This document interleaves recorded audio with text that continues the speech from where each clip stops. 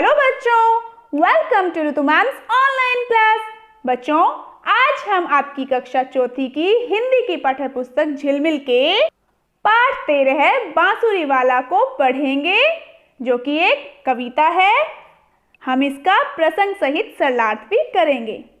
तो चलिए पहले इसे पढ़ते हैं। अम्मा मुझे बांसुरी ले दो, मैं भी उसे बजाऊंगा। ग्वाले का कुछ काम नहीं है, मैं ही गाय चराऊंगा। यूं ही कुछ दिन करते करते जो ही कुछ बढ़ पाऊंगा। बैठ किसी रथ पर गोकुल से मैं भी मथुरा जाऊंगा। जो लड़ने आएंगे कुश्ती मैं तो उन्हें हरा दूंगा। मार कंस मामा को असुरों को भी खूब डरा दूंगा। मामा बुरे न होंगे तो मैं उनसे मिलने जाऊंगा। और ज़रूरत समझी तो कुछ गीता उन्हें पढ़ाऊंगा। चीर द्रौपदी का खींचा था, दुशासन था अभिमानी। इस पर कौरव पांडव ने की जब लड़ने की तैयारी। बने सारथी अर्जुन के रथ पर थे गोवर्धनधारी। देख सामने रिश्तेदारों को जब अर्जुन घबराए। बोले मैं न इन्हें मारूंगा, राज्य मिले या मिट जाए। काम बिगड़ता देख कृष्ण ने गीता उन्हें सुनाई थी।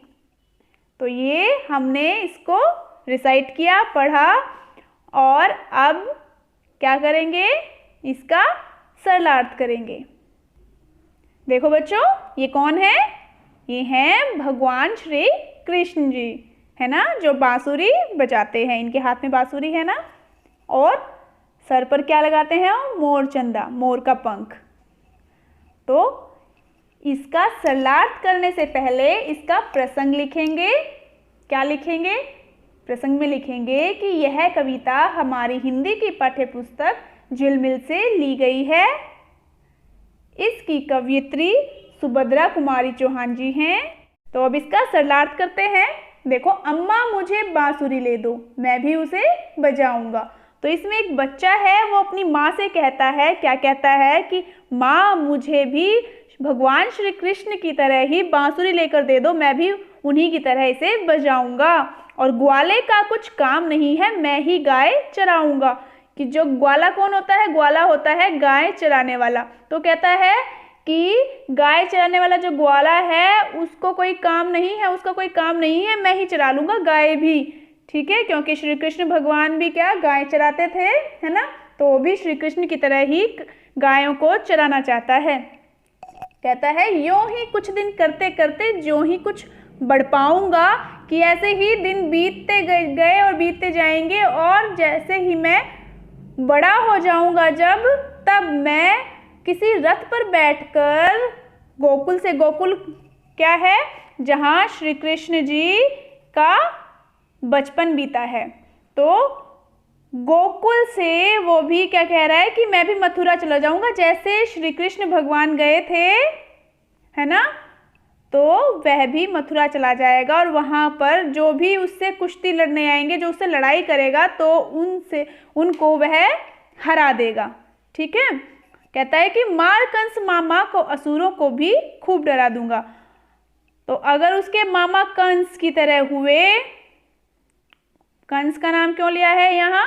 क्योंकि श्री कृष्ण जी के जो मामा थे वो कंस, वो बहुत ही क्या थे? बुरे थे, और उनकी प्रवृत्ति असुरों की तरह थी, राक्षसों की तरह थी। तो कहता है कि अगर मामा कंस को मैं मार दूंगा और असुरों को भी, राक्षसों को भी मैं डरा दूंगा अपने बल से। मामा बुरे न होंगे तो मैं उनसे मिलने जाऊंगा। अगर मेरे मामा कंस की तरह बुरे नहीं हुए, अच्छे हुए, तो मैं उनसे मिलने भी जाऊंगा और उनसे अच्छे से व्यवहार करूंगा। और ज़रूरत समझी तो कुछ गीता उन्हें पढ़ाऊंगा। और हाँ, मुझे लगा कि उन्हें गीता का पाठ पढ़ने की ज़रूरत है, तो मैं उन्हें गीता का पाठ भी पढ़ाऊंगा, मतलब अच्छी अच्छी सीख भी दूंगा। चीर द्रौपदी का खींचा था, दुशासन था अभिमानी। तो इसमें कहा गया है कि जो दुशासन था वो बहुत ही अभिमानी था, घमंडी था। उसने द्रौपदी का चीर हरण किया था। चीर क्या होता है? चीर होता है बेटा वस्त्र। तो दुशासन ने द्रौपदी का वस्त्र हरण किया था, खींचा था। इस पर कौरव पांडव ने की जब लड़ने की तैयारी। तो जब दुशासन ने द्रौपदी का चीरहरण किया था तो सभी कौरव और पांडवों ने आपस में लड़ने की तैयारी की थी, मतलब उनका युद्ध शुरू होने वाला था। तो क्या हुआ था, जो अर्जुन के रथ, बने सारथी अर्जुन के रथ पर थे गोवर्धनधारी। हाँ, गोवर्धनधारी किसको कहा गया है? श्री कृष्ण भगवान का दूसरा नाम गोवर्धनधारी भी है। तो इसमें बताया गया है कि अर्जुन के रथ के जो सारथी थे, सारथी होता है रथ हाँकने वाला, ठीक है। तो श्री कृष्ण जी अर्जुन के सारथी बने थे।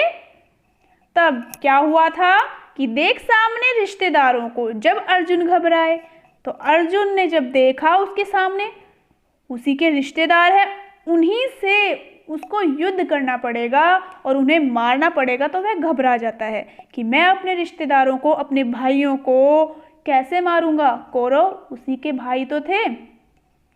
कौन थे कौरव? कौरव उसके चचेरे भाई थे, उसके चाचा के पुत्र। तो उनको देखकर घबरा जाता है कि मैं उन्हें कैसे मारूंगा। बोले मैं नहीं इन्हें मारूंगा, राज्य मिले या मिट जाए, मैं इनको नहीं मार सकता। अर्जुन कहता है कि मैं इनको नहीं मार सकता, चाहे मुझे राज्य मिले या ना मिले, ठीक है।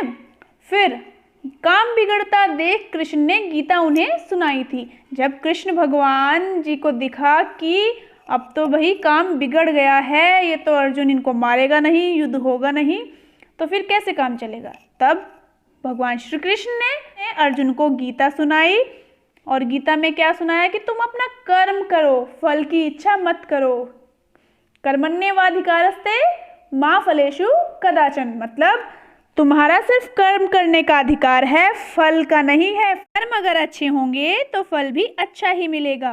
तो गीता का उपदेश श्री कृष्ण भगवान जी ने दिया था अर्जुन को। तब अर्जुन रेडी हुआ था, तैयार हुआ था युद्ध करने के लिए, ठीक है। और इस युद्ध में कौन विजयी हुआ था? इस युद्ध में पांडव विजयी हुए थे, ठीक है बच्चों। और यहाँ लिखा हुआ है सुभद्रा कुमारी चौहान, यह है कौन? कवियत्री है इस कविता की। तो यह कविता आपको अपनी कॉपी में लिखनी है और इसका प्रसंग और सरलार्थ भी आपको अपनी कॉपी में लिखना है, ठीक है। इस कविता को आपको याद भी करना है। अगली क्लास में हम इसकी एक्सरसाइज करेंगे, इसका अभ्यास करेंगे। तब तक के लिए बाय बाय।